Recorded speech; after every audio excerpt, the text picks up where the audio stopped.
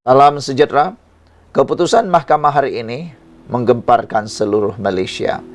Kalau anda masih ingat, isu kekemat juga ada kaitan dengan Akmal Saleh apabila beliau menyeru, mengajak memboikot kekemat.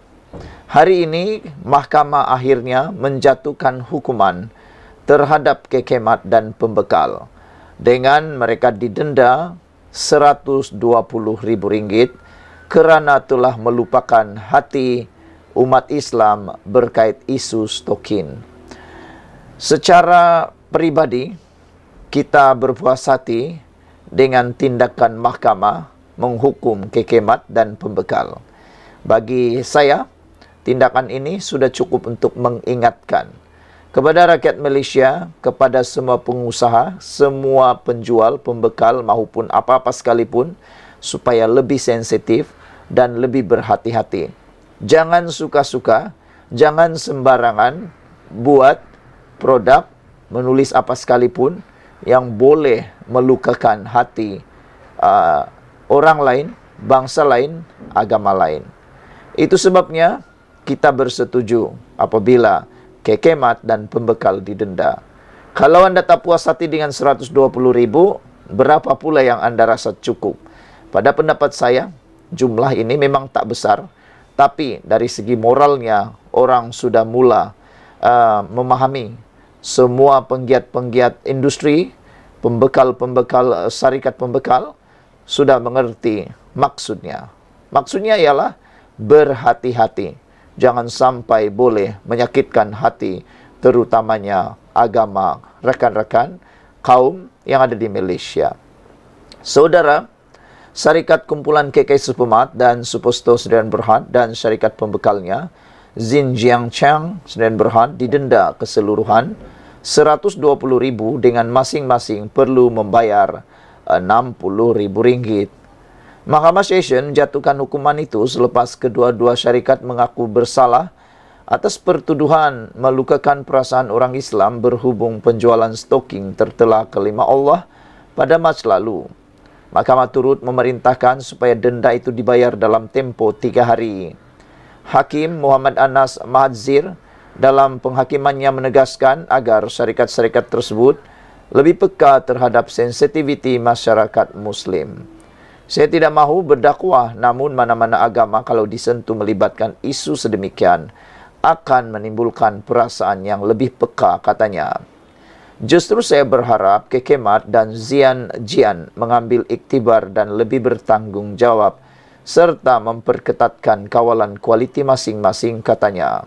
Bagaimanapun, Muhammad Anas membebas dan melepaskan pengasas dan pengerusi eksekutif kumpulan KK Suposto, Chai K. Khan dan istrinya Low Siu Mui daripada pertuduhan tersebut. Selain itu, 3 pengarah syarikat pembekal stoking berkenan turut mendapat perintah DNA selepas pendakwaan tidak mahu meneruskan pertuduhan ke atas 5 individu berkenan.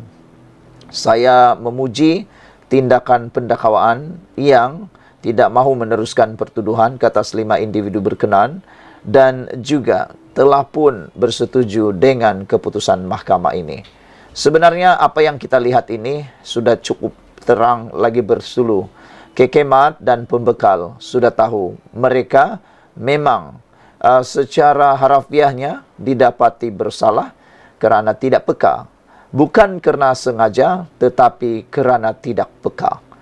Jadi dengan tindakan mahkamah, dengan keputusan mahkamah mengenakan denda RM120,000 ini, sudah dapat dilihat bahawa semua rakyat Malaysia, terutamanya para peniaga maupun para pembekal, perlu berhati-hati.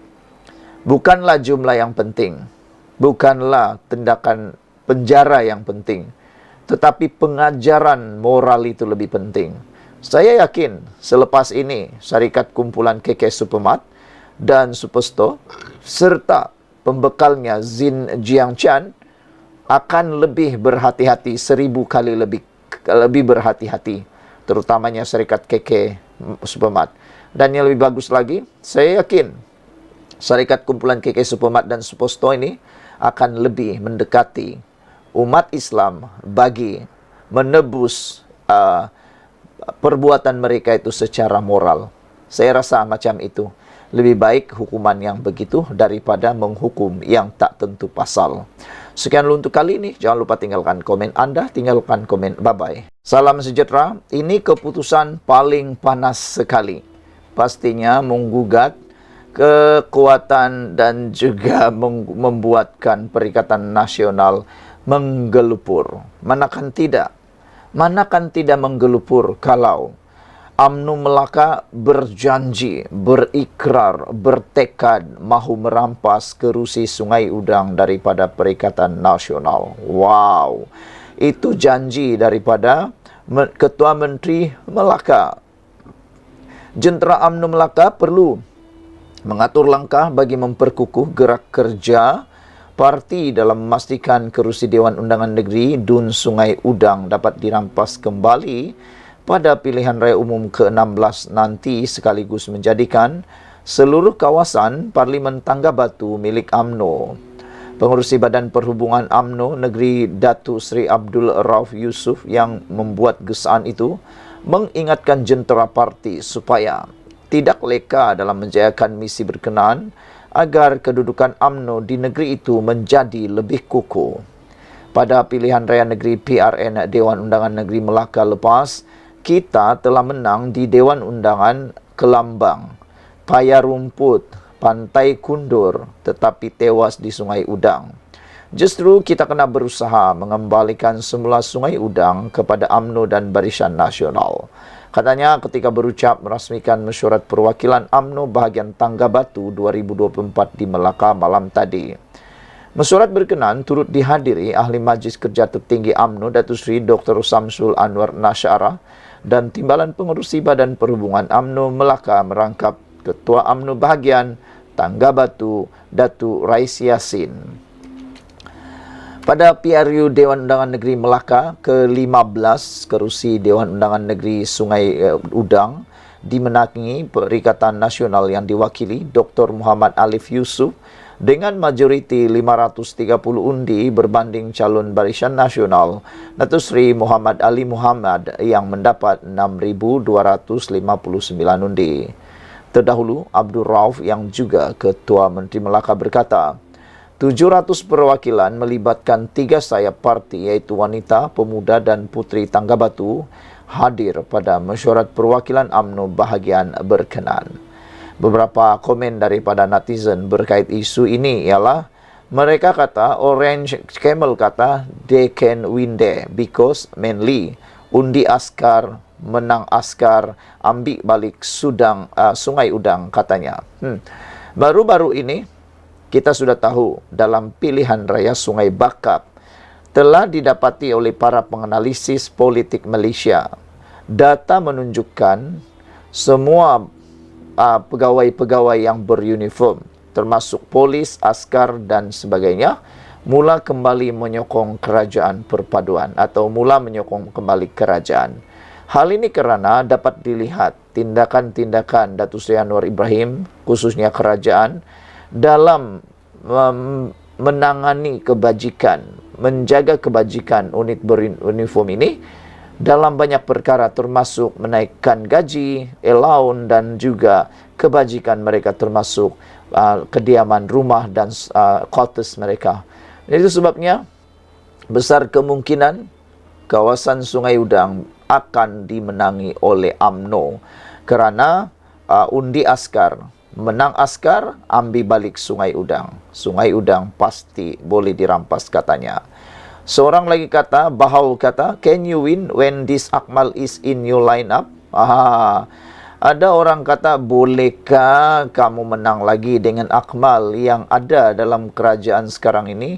Sering kali lawan sini, lawan sana, yang membawa seakan-akan membawa DNA Perikatan Nasional. Ini jarang sekali menyatakan betapa beliau menyokong kerajaan, dia jarang sekali sehaluan dengan kerajaan. Bahkan seringkali kelihatan dia selari sehaluan pula dengan Perikatan Nasional. Kenyataan-kenyataan Akmal Saleh banyak kali seakan-akan dia mahu dia jadi Perikatan Nasional pula. Dia lupa dia jadi kerajaan, sepatutnya dia jadi juru cakap kepada kerajaan. Ialah memang banyak perbezaan, ada perbezaan pendapat. Tapi janganlah cakap dalam umum. Kamu kan ada bos, cakaplah dengan bos supaya bos boleh buat sesuatu. Ini janganlah jadi pula macam geng-geng yang lain tuh.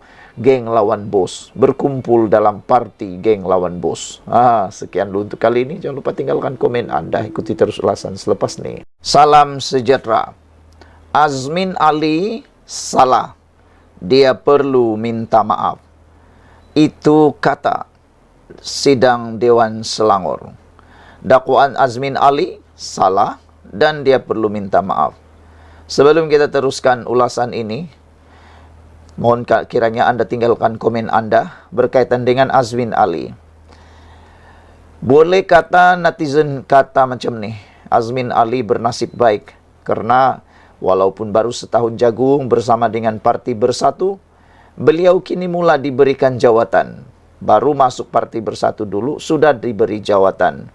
Sekarang pula baru juga menjadi ahli Bersatu, sudah mula dicadangkan dengan jawatan-jawatan tinggi dalam Parti Bersatu.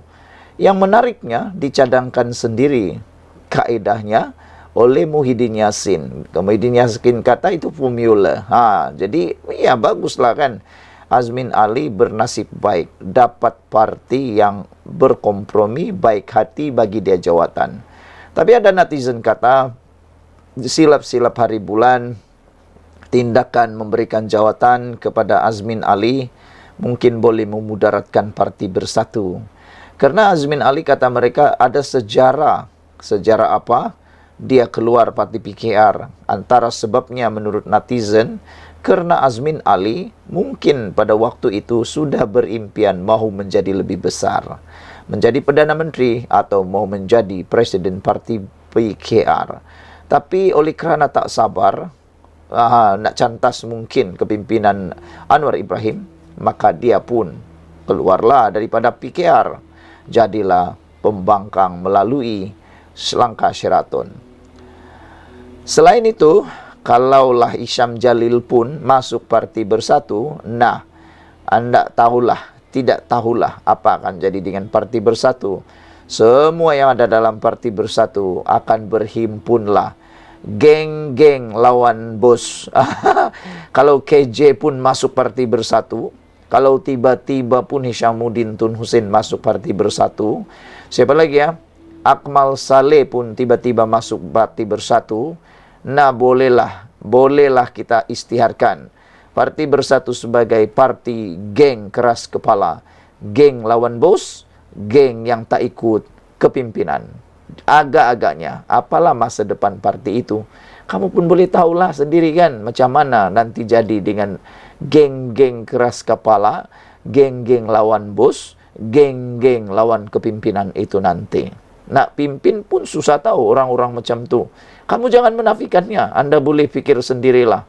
Orang yang suka lawan bos, kalau semua berhimpun, Anda pun tahu macam mana jadi dengan kepimpinan nanti menguruskan orang-orang begitu. Yang di Pertua Dewan Undangan Negeri Selangor, Lau Wing Sen, mendesak Azmin Ali yang merupakan Ketua Pembangkang di Dewan Undangan Negeri memohon maaf atas beberapa dakwaan yang dibuatnya berhubung tindakan Lau ketika sidang.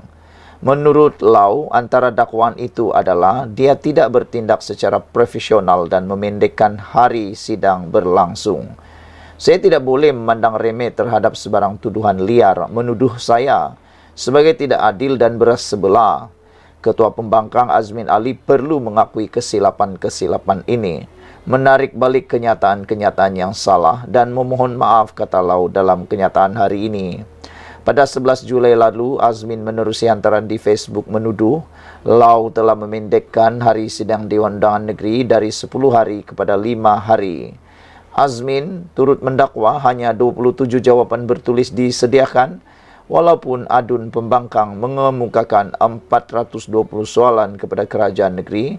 210 pertanyaan lisan, dan 210 pertanyaan bertulis. Perbahasan kajian separuh penggal rancangan Selangor pertama dihadkan hanya sekitar 10 menit untuk setiap adun Perikatan Nasional. Mengapa tergesa-gesa dan bataskan hak untuk berbahas? Tapi netizen kata, Azmin Ali, kamu patut tanya Muhyiddin juga, kata mereka. Dulu Muhyiddin jangankan berbahas, parlimen pun digantung, kata mereka. Exco Kerajaan Negeri tidak memberi ruang sewajarnya untuk mencela dalam sesi penggulungan dan lebih cenderung untuk memberi jawapan bertulis. Speaker Lau tidak profesional dan tidak bertindak mengikut perlembagaan undang-undang, dakwa Azmin Ali yang juga adun Hulu Klang. Menjawab dakwaan itu, Lau berkata semua adun diberi 15 menit untuk berbahas dan pengerusi penyokong kerajaan backbenches diberi masa 25 menit. Katanya Azmin selaku ketua pembangkang diberi masa 50 menit, manakala adun Sikinjang Ahmad Yunus Hairi Perikatan Nasional diberi hampir 25 menit untuk membahas usul kajian separuh penggal rancangan Selangor pertama. Masa yang diperuntukkan kepada setiap adun sama ada backbenches ataupun pembangkang jauh lebih banyak berbanding 2 sesi persidangan sebelum ini. Kenyataan ketua pembangkang bahawa adun pembangkang diberi hanya 10 menit ialah kenyataan yang salah, katanya lagi. Berhubung hari sidang disingkatkan, Lau berkata dia telah masa persidangan telah ditambah antara 1 hingga 2 jam sehari bagi memberi masa yang secukupnya kepada semua adun. Lau juga mengingatkan Azmin yang hari sidang juga dikurangkan ketika dia menjadi Menteri Besar. Bagi sidang DUN bermula 17 Ogos 2015 hingga 28 Ogos 2015, sidang habis awal pada 20 Ogos 2015 bersidang 4 hari tiada penambahan masa. Bagi sidang Dewan Undangan Negeri bermula 1 Ogos 2016 hingga 12 Ogos 2016, sidang habis awal pada 2 Ogos 2016 bersidang 2 hari tiada penambahan masa. Bagi sidang Dewan Undangan Negeri bermula 24 Julai 2017 hingga 28 Julai 2017, sidang habis awal pada 25 Julai 2017 bersidang 2 hari tiada penambahan masa. Lau turut mengingatkan Azmin yang mesyuarat Majlis Raja-Raja Melayu yang diadakan pada 17 dan 18 Julai ini, manakala Majlis Pertabalan yang di-Pertuan Agong akan diadakan pada 20 Julai. Menteri Besar akan mengiringi Sultan Selangor untuk menghadiri mesyuarat Majlis Raja-Raja Melayu dan Majlis Pertabalan yang di-Pertuan Agong. Saya percaya Ketua Pembangkang tahu dan faham akan tugas Menteri Besar dalam perkara ini, katanya lagi. Dia berkata, walaupun dengan tempo sidang yang disingkatkan sebanyak 64 pertanyaan lisan dijawab, tidak termasuk soalan yang turut dijawab agensi kerajaan. Katanya, dia turut membenarkan 84 pertanyaan tambahan dijawab. Dengan ini disimpulkan bahawa beberapa dakwaan Ketua Pembangkang dalam kenyataannya adalah salah dan tidak profesional. Jadi kata netizen, Azmin cuba malukan kerajaan Selangor, tapi dia sendiri malu, dapat malu padan muka. Rupa-rupanya dia lagi teruk dulu memendekkan waktu persidangan tanpa ada pertambahan masa. Lau, kerajaan sekarang ada tambahan masa. Dikurangkan hari tapi ditambah waktu 2 jam sehari. Jadi maknanya masa yang telah dibuang atau dipendekkan itu ditambah dengan penambahan masa. Azmin Ali dulu tak buat pun. Itulah malukan orang sendiri malu. Kata Red Perot, dia kata kerajaan perpaduan jangan takut. Tolong jangan takut dan jangan terlalu ikut kemahuan pembangkang. Semasa mereka jadi kerajaan, mereka menekan pembangkang. Sekarang ini kerajaan perpaduan memberi banyak masa dan kelonggaran. Pembangkang menengking, mengganggu, mencelah tanpa kebenaran semasa perbahasan, tetapi tidak ada tindakan. Speaker kena hentikan ini dengan mengambil tindakan selaras peraturan Dewan. Speaker kena tegas, law is law, katanya. Open-minded kata, Azmin has no time to apologize as he is busy trying to become president of Bersatu, kata open-minded. Betul lah tu. Sekian dulu untuk kali ini. Bye-bye. Salam sejahtera. Terima kasih kerana bersama dengan saya di Nazilin Unity Channel. Saudara-saudara sekalian, pendedahan kali ini memang paling menarik. Apabila Lim Guang En mendedahkan satu lagi perkara yang telah dilakukan semasa zaman Muhyiddin. Kalau beberapa hari yang lepas, perkara paling tular berkaitan dengan perbuatan Muhyiddin sewaktu dia menjadi Perdana Menteri, ialah berkait dengan akta anti lompat parti, yang mana pada waktu itu kerajaan pimpinan Muhyiddin Perikatan Nasional tidak meluluskan atau menolak usul supaya mana-mana ahli parlimen yang dipecat daripada parti atau berlainan pendapat ataupun berlainan sokongan dengan kepimpinan utama parti dianggap telah melompat parti. Bersatu pada waktu itu menolak usul tersebut dan kini mereka terkena dengan perangkap sendiri. Disebut sebagai perangkap kerana netizen kata pada waktu itu Muhyiddin tidak menyokong akta anti lompat parti yang dipecat itu sebagai lompat parti atau yang menyokong berlainan dengan kepimpinan sebagai lompat parti kerana pada waktu itu kata netizen ataupun kata pemerhati politik kata mereka, pada waktu itu kata mereka Muhyiddin mungkin mengharapkan sokongan SD daripada ahli-ahli parlimen terutamanya daripada UMNO. Jadi itu sebabnya dia tidak menyokong usul akta lompat parti bagi yang terpecat. Tapi rupa-rupanya tidak juga berhasil kerana tak cukup jumlah. Yang lebih teruk lagi ialah semua parti yang ada di Malaysia telah menggubal peraturan perlembagaan mereka sehingga tidak akan berlaku perkara yang berlaku kepada Parti Bersatu. Hanya Parti Bersatu yang tidak membuat pindaan lebih awal. Mereka hanya buat pindaan perlembagaan parti mereka selepas mereka terkena oleh 6 ahli parlimen mereka yang berpaling tada. Kali ini, satu lagi pendedahan yang berlaku pada zaman Muhyiddin, iaitu pengecualian cukai Yayasan Al-Bukhari dibatal pada zaman Muhyiddin. Wah, rupa-rupanya kalau selama ini anda pernah dengar tentang kononnya pengecualian cukai Yayasan Al-Bukhari kerana kekejaman Anwar Ibrahim, kanmu silap. Rupa-rupanya kata Lim Guan Eng, ia sudah dibatal pada zaman Muhyiddin. Lim Guan Eng pada perbicaraan kes saman fitnah berhujah pembatalan status pengecualian cukai Yayasan Al-Bukhari telah dilakukan semasa pentadbiran Perdana Menteri ketika itu iaitu Muhyiddin Yassin. Lim Guan Eng juga menolak dakwaan Muhyiddin bahawa pembatalan itu dilakukan semasa dia menjadi Menteri Kewangan di bawah pentadbiran Dr. Mahathir Mohamad pada tahun 2018.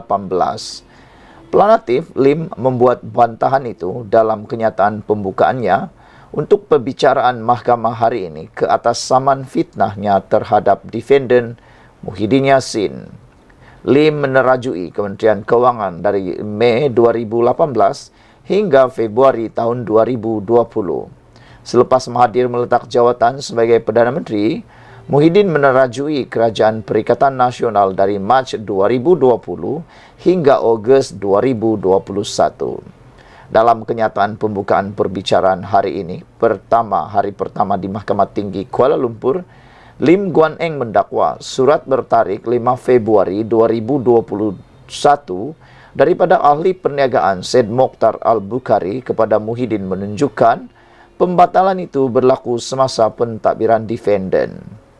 Planati menegaskan bahawa surat pengerusi yayasan berkenaan menyebut bahawa Lembaga Hasil Dalam Negeri LHDN baru-baru ini membuat keputusan untuk tidak mengiktiraf kelulusan Kementerian Kewangan.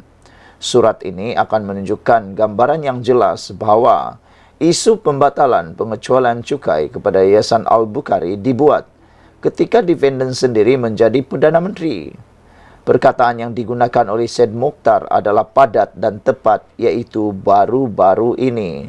Baru-baru ini hanya boleh bermakna baru-baru ini dan berdasarkan surat bertarikh 5 Februari tahun 2021, ia hanya boleh bermakna pembatalan itu berlaku ketika defendant menjadi Perdana Menteri, kata Lim Guan Eng. Ahli Parlimen Bagan itu berhujah surat berkenaan tidak pun menyatakan dirinya atau pentadbiran PH sebelum ini sebagai bertanggungjawab terhadap pembatalan status pengecualian cukai. Lim berkata ini walaupun Perdana Menteri Anwar Ibrahim di Parlimen pada 21 Mac tahun lepas menafikan dakwaan itu. Memandangkan defendant tahu atau sepatutnya mengetahui kandungan surat yang dikeluarkan oleh Said Mokhtar kepada defendant, satu-satunya penjelasan mengapa defendant terus mengeluarkan kenyataan fitnah secara terang-terangan dengan menyerang planatif adalah kerana survival politik defendant Hujah Lim. Planatif dijangka disoal balas di mahkamah kemudian oleh pasukan Peguam Muhyiddin. Prosiding di hadapan Pesuruhjaya Kehakiman Roz Mawar Rozian disambung petang ini. Pada 27 Mac tahun lalu, Lim memfail writ saman terhadap Muhyiddin. Sekian untuk kali ini, ikuti terus ulasan.